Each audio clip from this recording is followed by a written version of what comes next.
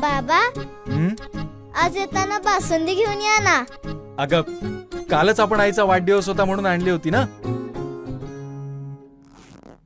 ऐकलं, गोकुळची बासुंदी पुन्हा खावीशी वाटतेय. खरं सांगू, मलाही खावीशी वाटतेय. पुन्हा पुन्हा खावीशी वाटणारी गोकुळ बासुंदी.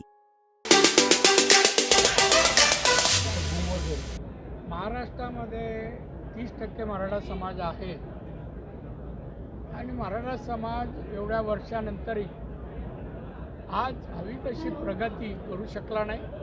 आज समाजामध्ये दारिद्र्याखाली मोठी संख्या आहे, बेकारी आहे आणि मग एकूणच मुंबई आणि महाराष्ट्राच्या आर्थिक प्रगतीमध्ये मराठा समाजाचा हिस्सा किंवा वाटा अल्पसा आहे.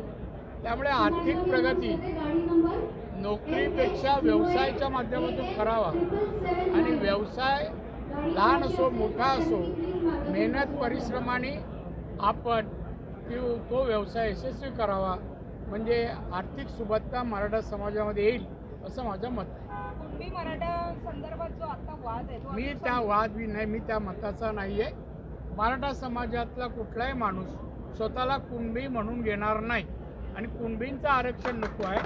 मागास समाज म्हणून जे घटनेच्या 15 आणि 16(4) मध्ये प्रोव्हिजन आहे, सर्वे करून मागासलेपणा आढळल्यास राज्य सरकारला अधिकार आहे आरक्षण द्यायचा, तो राज्य सरकारने द्यावा. चला. आमचे दिवसभरातले सर्व अपडेट्स, ताज्या घडामोडी आणि थेट लाईव्ह पाहण्यासाठी सबस्क्राईब करा, लाईक करा कोकणचं नंबर 1 महा चॅनल कोकण 7 लाईव्हचं YouTube चॅनल.